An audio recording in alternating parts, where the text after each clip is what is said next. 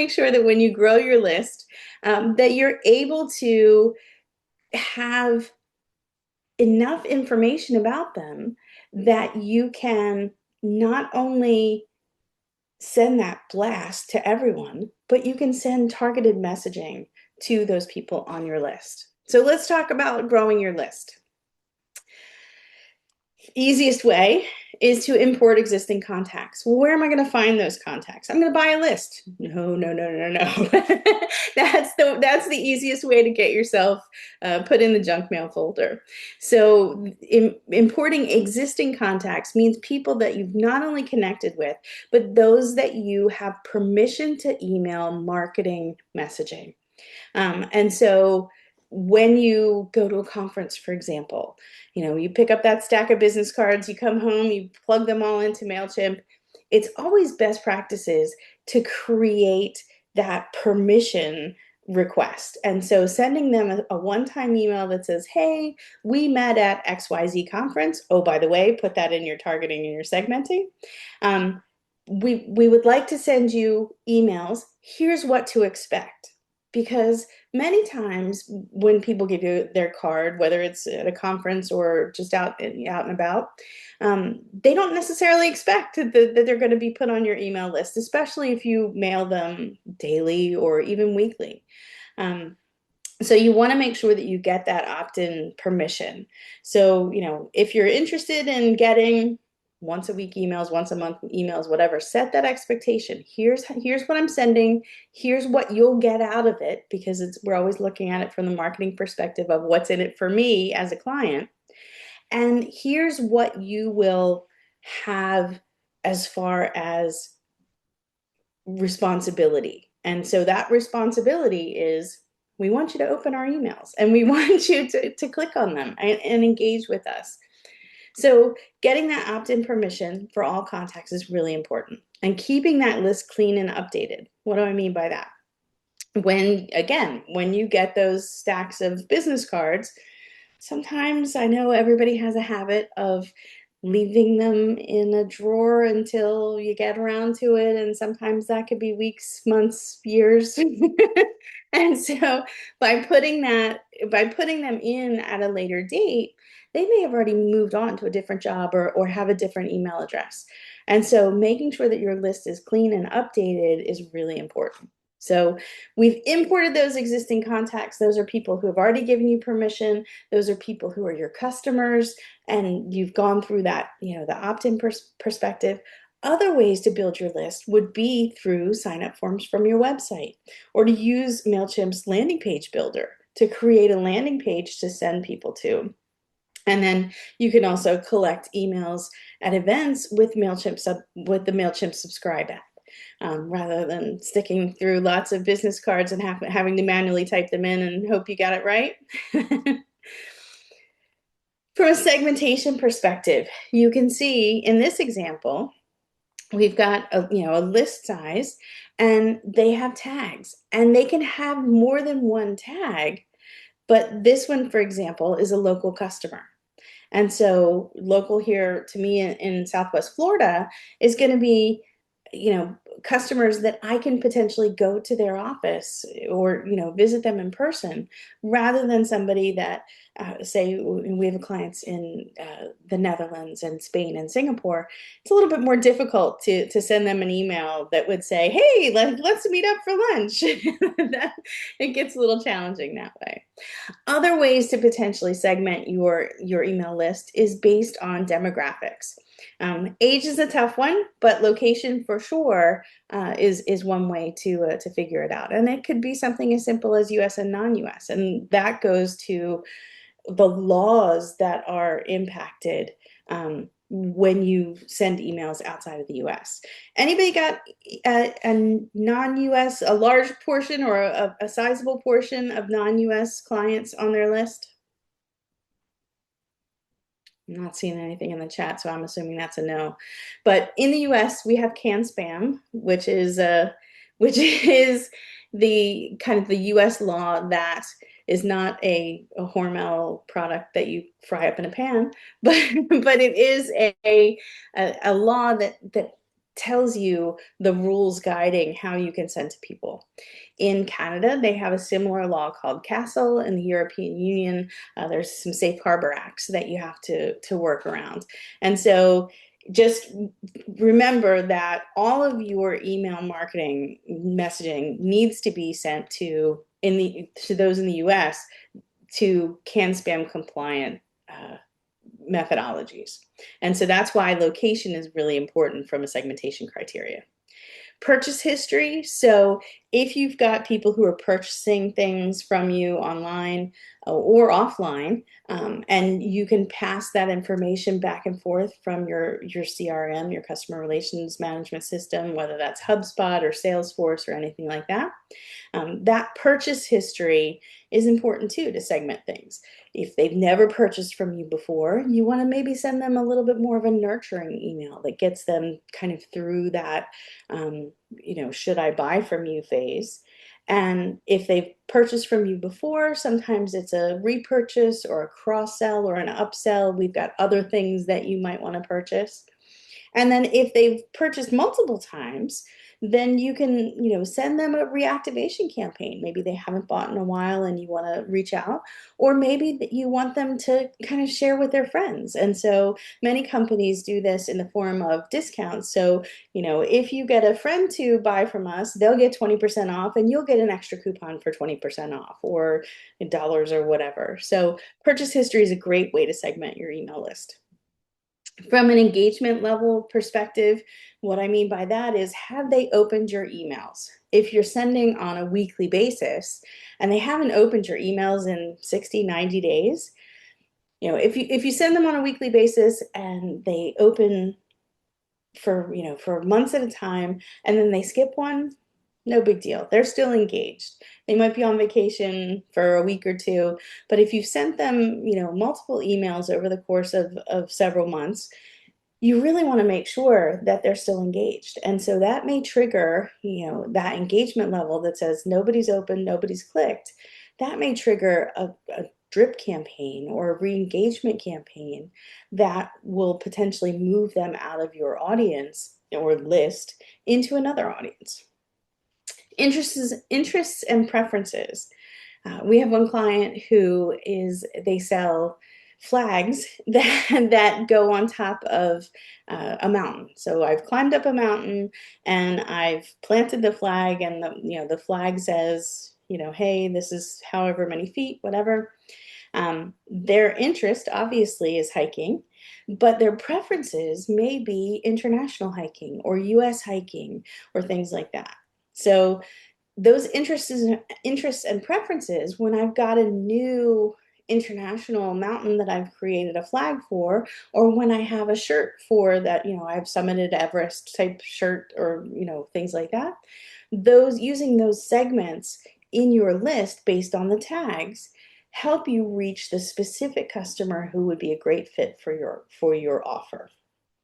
So the benefits: increased relevance, driving the engagement rates, driving those opens, driving those clicks, and boosting customer satisfaction. I'm getting emails that are relevant to me, not just those batch and blast that everybody gets. All right, so sign up forms.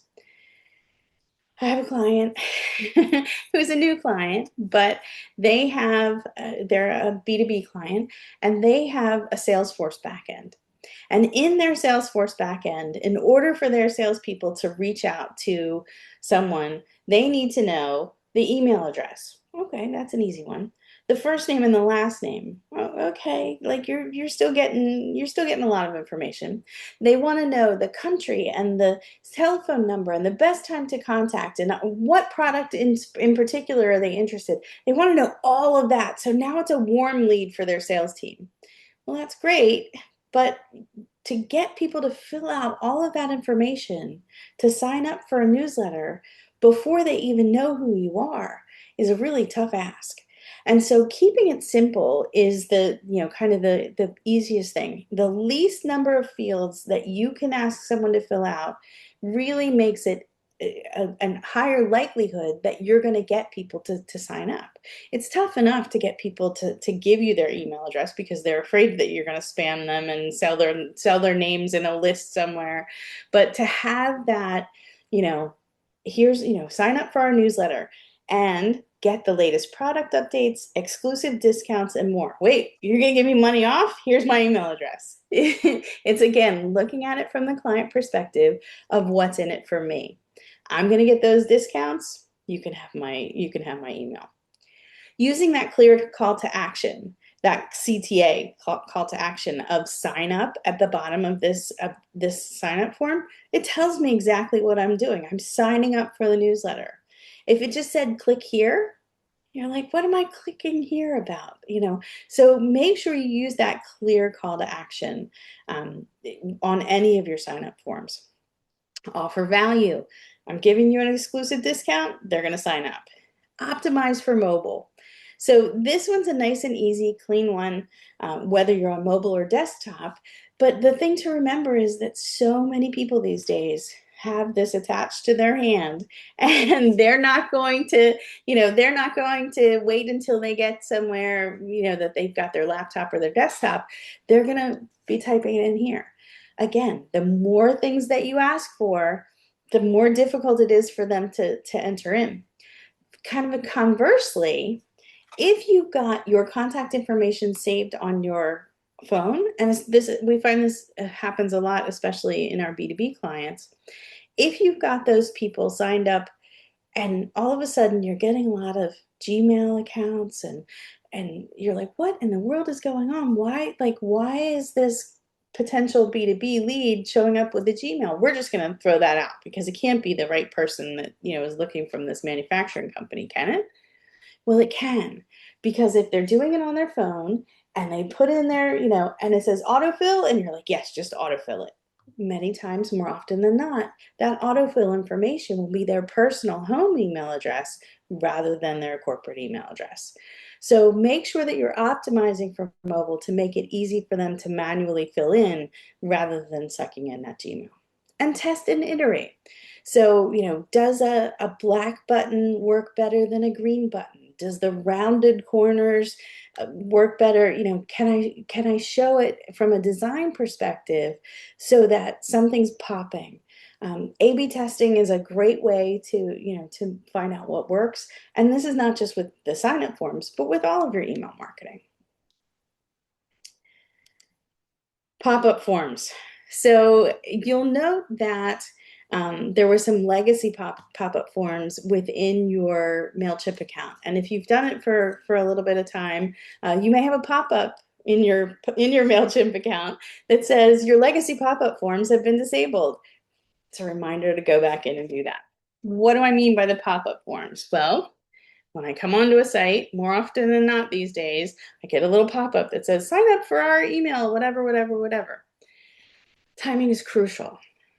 I've just come onto your site. I don't know that I want to give you my email address. Even if you're offering me 15% off my first purchase, am I going to be able to afford it even at a 15% discount? My daughter was looking at a bra of all things, and she sent her husband a link. This is, for my birthday, this is what I want. And I got the pop-up and it says save 15%. And you're like, save 15%. That sounds great. And then I looked at the price and it was $200. And so even at 15%, it was not a good fit. So, make sure that you have that timing. Wait until someone has had a chance to look through your site a little bit rather than hitting them with it right away. It gives you a more engaged audience right off the bat because they know a little bit more about you than I just saw a pop-up and hit OK. Using exit intent pop-ups. So more often than not on a desktop, when you use your mouse and scroll up to the top right to click that little X close button, that's when you'll see these pop-ups show up because I'm trying to exit the site and we don't want you to leave. We want you to stay, or we want you to get some contact information out of you. That's why the exit intent pop-ups are so important. Offering something exclusive. is kind of a, a no-brainer. That's, we're just giving it to you now at this point, and with this pop-up, it's a one-time only type situation, and make it easy to close. If you look at this example pop-up, the close X is in the top right, which is where you would expect it. But it is kind of difficult to see where that is. And so you may want to test having that close X be in a white circle, so that you can really see where that close is. Because otherwise, if they get frustrated, especially if it's one of those quick pop-ups, they may leave your site before you even get there. All right, Mailchimp landing pages. These are great because they have a single focused goal. And that focused goal is what? To get people to sign up. So rather than having the sign up form hidden in the footer of your website, or having the pop-up show up when you're not ready to do it, you can send them directly to a landing page that has enough information to explain to them why they want to sign up, the compelling headline, the clear value proposition, what's in it for me, strong visuals, and it's mobile responsive. And then you can sign up, and not only do that, but you can get that landing page to perform well for you. So when we look at lead magnets and content upgrades, more often than not, we see them for business to business, but you can see in this example, download the travel guide. I want the travel guide. It's give me a reason. It's not the 15% off. It's not the $5. It's not the free shipping that many companies can't do. We work with a fair amount of regulated industries, insurance, finance, things like that. They can't offer discounts. They can't offer free shipping, or, but they can offer a travel guide, or they can offer white papers or ebooks or checklists or templates, things like that, that can be of interest and interesting enough that people will want to click on it and really get that information.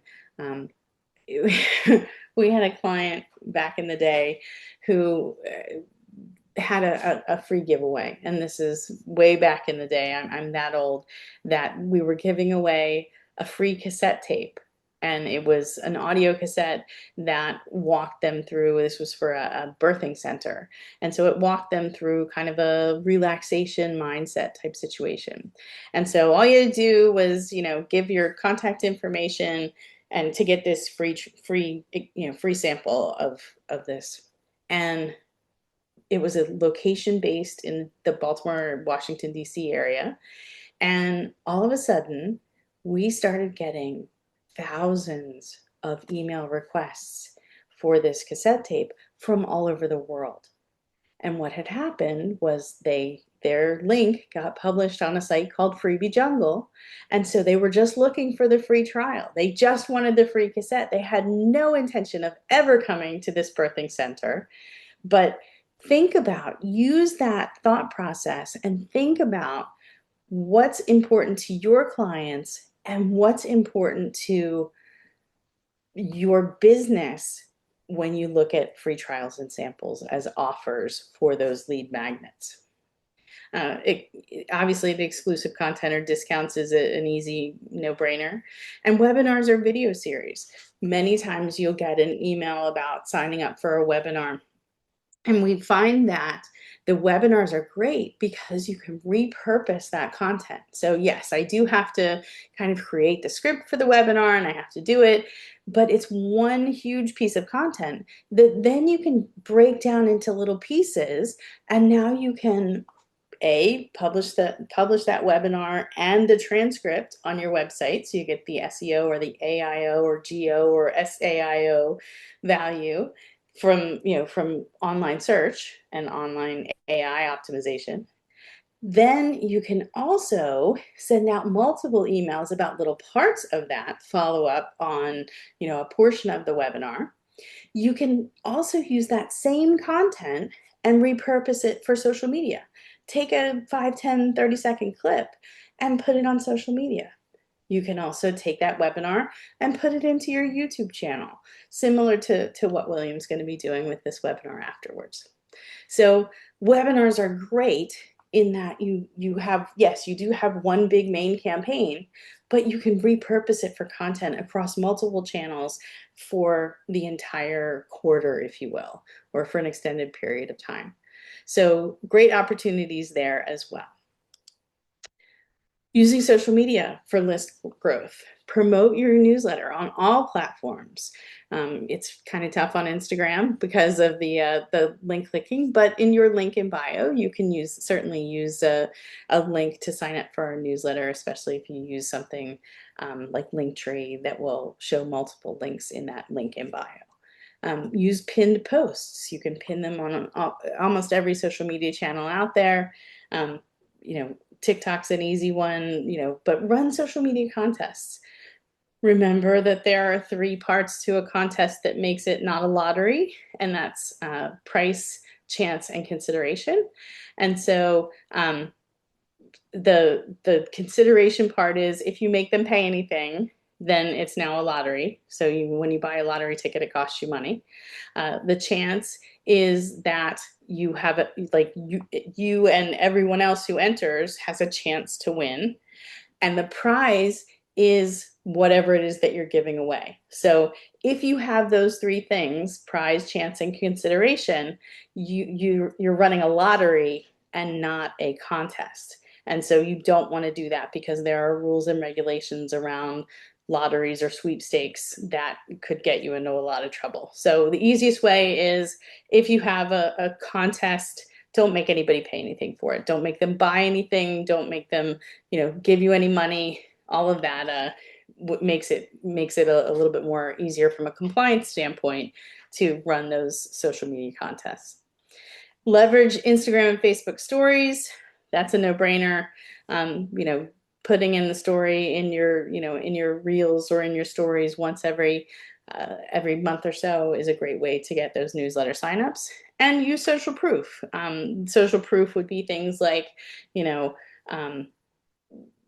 50 people said we have the best newsletter known to man, or so and so, and many times on social media it will connect and say Sharon, and here's all my friends that like this.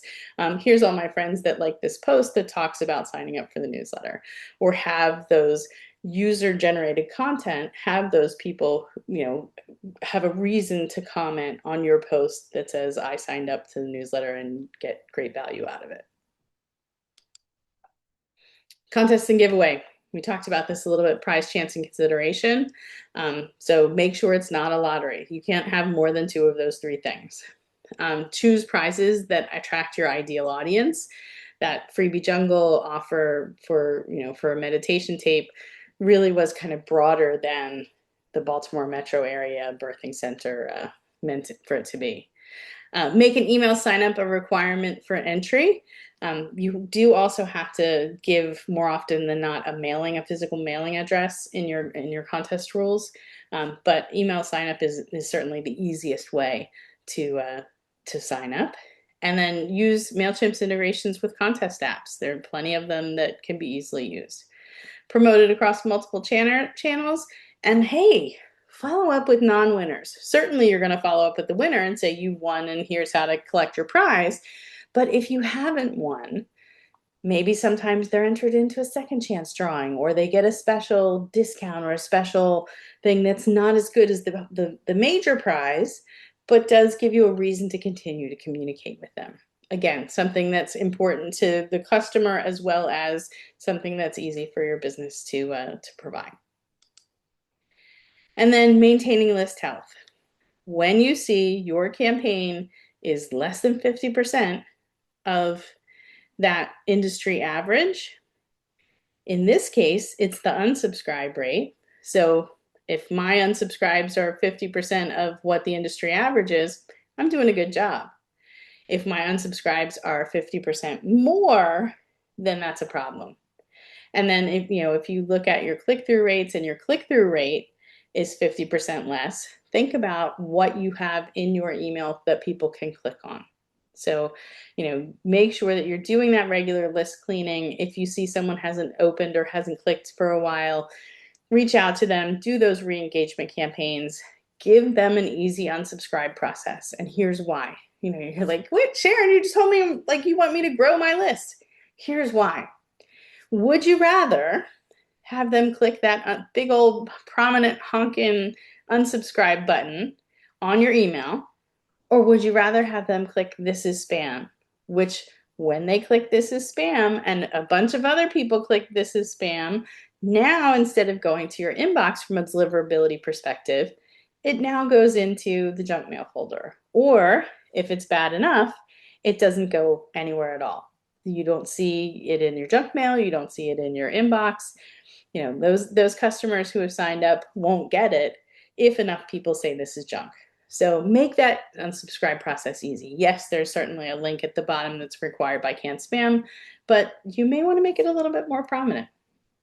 Segmenting your list. We talked about that earlier, how segmenting your list gives you the opportunity to talk to a specific subset of your list, local customers or customers who are interested in hikes in the US, things like that, and really target and tailor your message to reach them and what's their goals are and how that will help them. So segmenting your list and then monitoring those engagement metrics. Any questions? Is everybody asleep? Is anybody still out there? So, Erica, you did have a question earlier about the 30,553 contacts and then 15,420 subscribers. So let's talk about that. If in the large pool of contacts, thank you, Aisha. If in the large pool of contacts, you have 30,000 contacts, I have 30,000 people. Well, I've had those 30,000 people over the course of 10 years. And yes, people keep subscribing, but people are unsubscribing too. And people are leaving because they have moved to a different job, or that, you'll get what's called a hard bounce that says, Sharon's no longer at this email address. Those get moved out of your subscriber list, but there's still a contact. And so that you contacted them at some point, but they've unsubscribed, they've opted out, they've hard bounced so that you don't get to see them anymore. And when you send out, you're sending out to your subscribers, not to your contact list. Make sense? Awesome. So let's talk a little bit about automation. And we were hoping to do a demo, but I broke the demo account. Sorry. So let's talk through automation and what it is.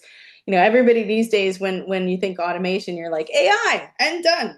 Claude's going to do it for me. ChatGPT, Gemini, Copilot, they're going to do it for me, right? Well, yes, sort of, kind of. Marketing automation uses software to handle those repetitive marketing tasks.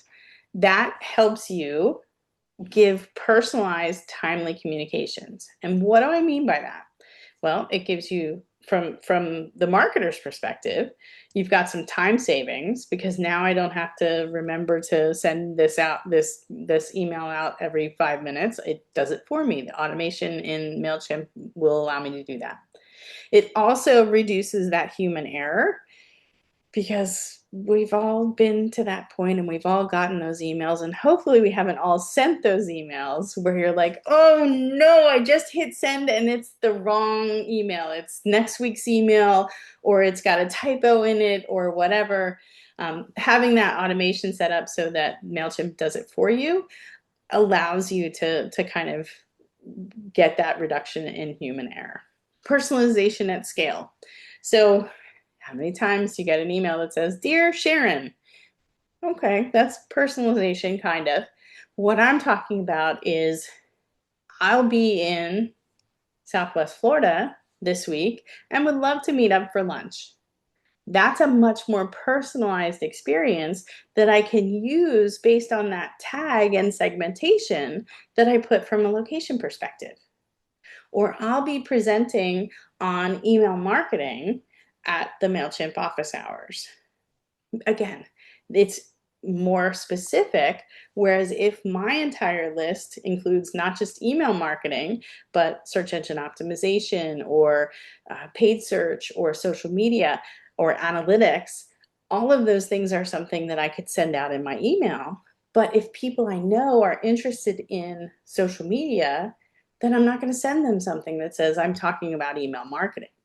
If I know that they're interested in email marketing, I want to make sure that they're aware the of the upcoming event where I'll be talking about email marketing. I'm talking about exactly what you're interested in.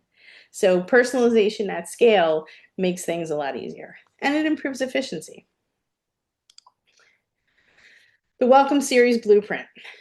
How many of us have gotten that, I signed up for an email newsletter list and I get that, welcome to our email newsletter list. Okay, thanks. What's in it for me? Who are you and why are you sending me an email? And so the recommendation here is to do kind of a welcome series. So the first one is the introduction, who are we? What's our brand story? Why are you going to be getting emails from us and what are you going to get? And then a couple days later, send them the value proposition. So here's why it's really important to get emails from us. In this example, we start out with welcome to Tandu, and then the second one is biking 101. Well, in this case, it's email 101. So having that value proposition come out a couple days later, now not only do I know, yes, I got that, I signed up and I got that instant gratification of welcome, here's what you're going to get from us. But a couple days later, I got what you told me I was going to get, really some important valuable information to get that information in my hot little hand sooner rather than later. And then on day 7 or a few days later, it's, hey, here's something for you. I've given you, the biking, make sure your bike is ready checklist, or, 15% off, bike tire inflation, or whatever that may be. Having that call to action gives you kind of a welcome series ideas.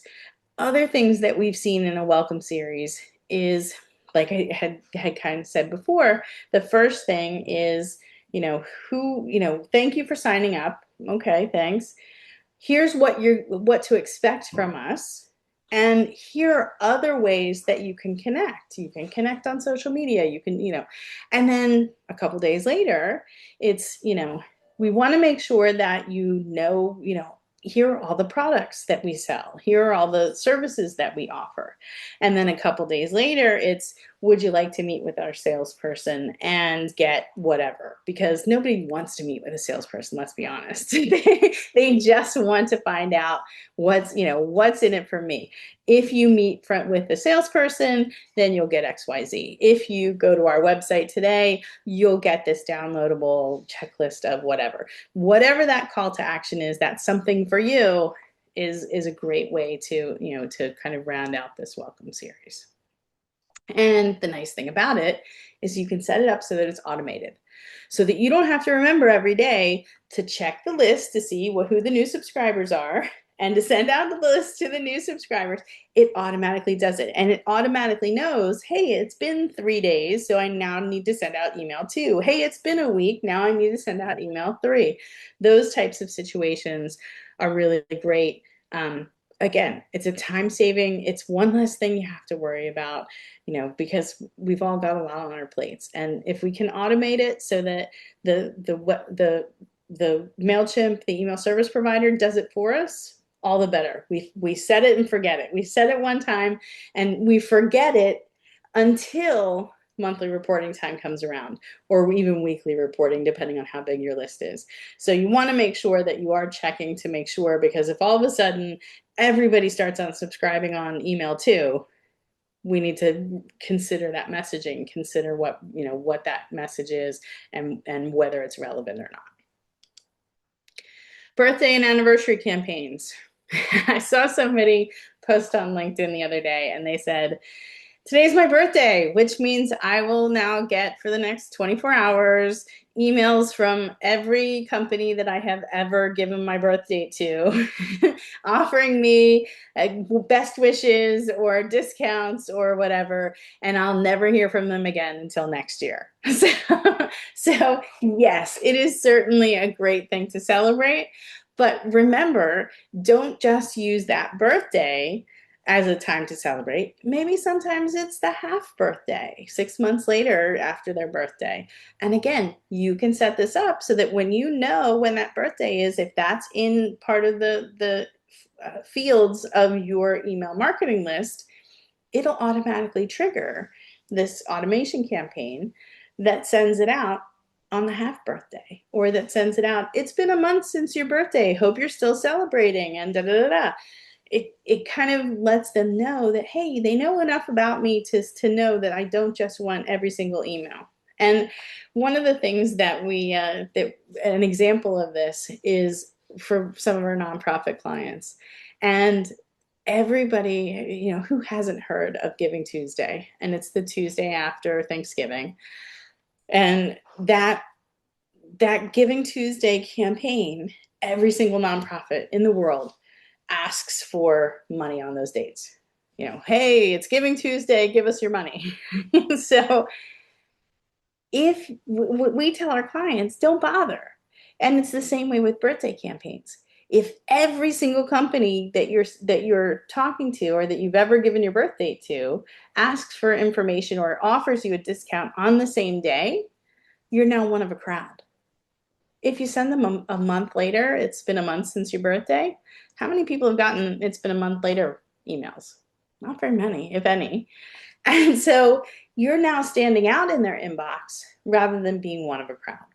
So that's an opportunity. And again, you can still personalize that to reference past purchases, offer limited time discounts. It just doesn't necessarily, and you can set it up so that it's the birthday plus a month. So opportunities to kind of stand out even in an automated campaign. Re-engagement, we talked about re-engagement campaigns. If they haven't opened in 30, 60, 90 days, depending on whether if you're sending one time a month, then you may want to wait the 90 days. If you're sending daily, you better look at it after 30 days to say, if they haven't opened a daily email in 30 days, they're not interested. And so send them that re-engagement campaign that says, do you want this discount? Do you want this exclusive content? And the clear, compelling CTAs for the re-engagement campaign may be, I just want to opt out. Please, please stop sending me. Or it may be, you're sending me too frequently. You're sending me daily or weekly, and I really only want to hear from you once a month. Or I really don't want to hear from you until, in the travel example, I really don't want to hear from you until I'm ready to plan my next trip, which will be in X month. So using those clear and compelling CTAs and moving them through your customer journey gives you an opportunity to really be focused on what's in it for them rather than what's easy for you. And it's easier because you've created it and automated it so that it's sent out whenever somebody hits those milestones that they need to be re-engaged. From a lead nurturing perspective, steps in the lead nurturing flow. Initial touch point, they signed up, they downloaded, they did something where they gave you their email address. And then you want to make sure that you're sharing educational content or discounts, and you use those soft CTAs towards conversion. And you can see the example there. The contact signs up for the newsletter, wait a day, send them a product discount code. Why am I not sending them the discount code right away? Because then they're going to use it and forget about you until the next time. So if they sign up for the newsletter and they haven't bought in a day, 2 days, 3 days, a week, whatever, then you get, if they have, you get that full price opportunity for a sale. And then if they haven't, you can potentially save the sale with a discount a couple days later. So things to think about there as well. Customize forms based on the traffic source, campaign, or audience segment. A prime example here is if they came in from social media, say TikTok, you don't want to send them an email that says, hey, follow us on TikTok. Well, yeah, they already found you on TikTok. So, so make sure that you're customizing those emails based on where they come in from. Same type of thing with an audience segment. If I'm in Southwest Florida, I don't want to get an email that says, hey, I'm speaking at an event in California tomorrow. That's a little bit tough. you know Same type of thing, collecting that relevant information over time to better segment and personalize. So great opportunities there to customize that lead nurturing. And it doesn't have to be just a welcome, sign up, and buy now. You can nurture them, especially if you've got a longer sales cycle. Tell them about the company. Why should you buy from us? Tell them about the product or the services. What's included, what's not included. Tell them about any cross sells and upsells. And these can be multiple emails over time. Hey, we noticed that you bought this Flex Start First Class, but you haven't been back to our gym in a while. I got an email recently from the nail place. As you can see, my nails are not in great shape, but they're not done. And it says, we haven't seen you in a while. Please come out and, we'll give you 15% off. Well, that's great. But if I wait every single time to get that 15% off, that's setting a poor expectation. But if you said, hey, like, not only do we do nails, but we're recently offering massages. Well, now sign me up for a day of beauty. I'm getting my nails done and a massage. So have that thought process of what you're going to do throughout the lead the lead nurturing campaign. And measuring success. So I am a total numbers junkie. I want to know what's working and what's not working, and I'm going to A/B test and make sure that that what I'm doing is giving me the best results. And that best results can be sales, that best results can be click-throughs, that best results can be opens, depending on what you're A/B testing. If I'm A/B testing a subject line to see whether somebody opens or a friendly from. So is it, Sharon at Mostyn Marketing Group, or is it Mostyn Marketing Group or the Mostyn Marketing Group team? Those are all things that I can A/B test in that friendly from. But is that going to impact the click-through rate? Not so much. So you've got to look at these different key metrics based on what you're testing.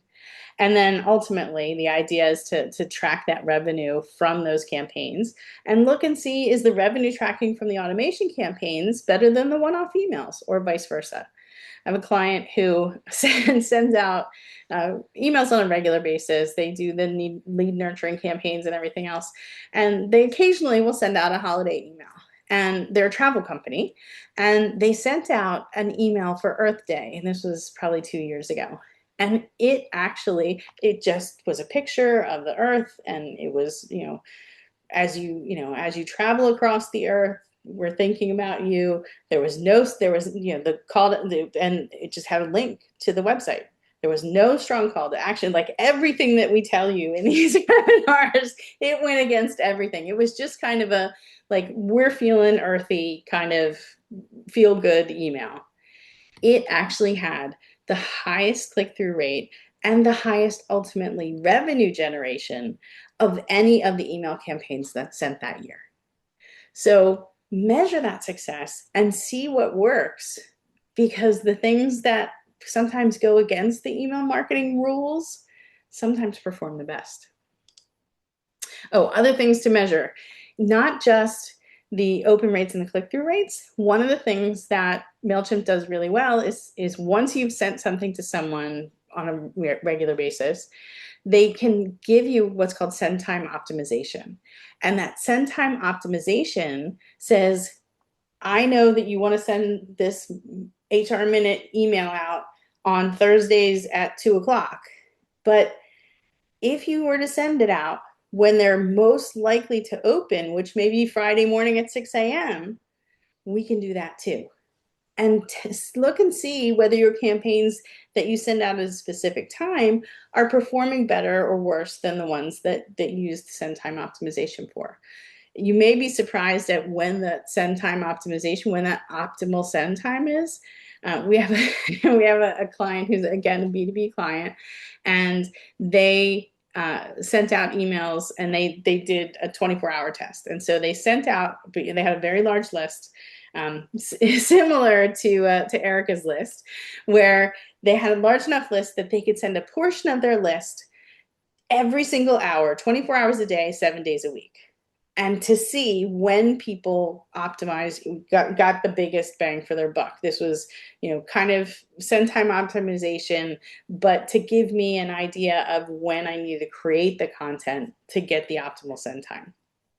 And surprisingly enough, the highest open rates and the highest click-through rates and the highest engagement rates were Sunday morning at 8 a.m. local time. Everybody says send Tuesdays at 11 a.m. or Wednesdays at noon, whatever that may be. Why Sunday morning? So we actually reached out to a couple of the people who opened at that time, and we heard on multiple occasions that the reason why they opened it then was because they were trying to get out of church. And so they could say, "Oh, honey, you take the kids to church. I've got to deal with this work thing." And Sundays at 9 a.m. Sundays at 8 a.m. Sorry.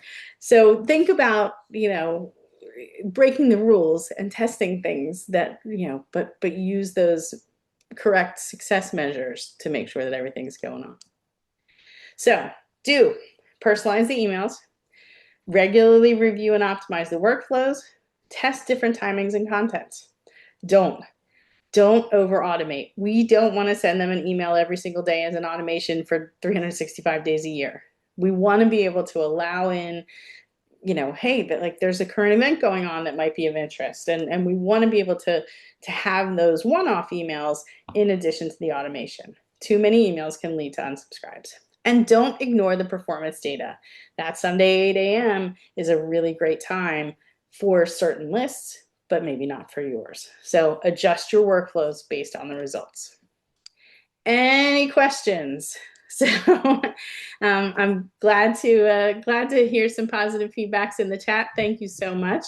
My contact information is on here to email me. Obviously, the website is monstermarketing.com, and my Calendly is on here as well if you would like to set up an hour to chat and go through your specific situation. That was great and amazing. Great. And also like lots of interaction in the crowd. Really excited to have everyone reach out to you. Hopefully you get some interested folks, and great material. And thank you for everyone who joined. We have one question from Claire. And will this recording be sent out? Can't wait to revisit all this info. Of course, this recording will be sent. I forgot to record in the first minute or two, but we will get everything else is in there, so you'll get the recording and again Sharon's contact info, so you can reach out to her. Awesome, and it's also on the Mailchimp YouTube channel, right? Yes, exactly. Once that renders, and it'll be on that page, and yeah, that's the link I'll send out, so that way you can kind of watch it and always have it for forever. Awesome. Good. Well, thanks everyone for your time, and thanks William for having me speak to your group. I love that they were so engaged, and look forward to speaking with you all again soon. Of course. Thanks, Sharon, and thank you everyone else. If you have any questions, email me or Sharon. We'll be here to help. Take care.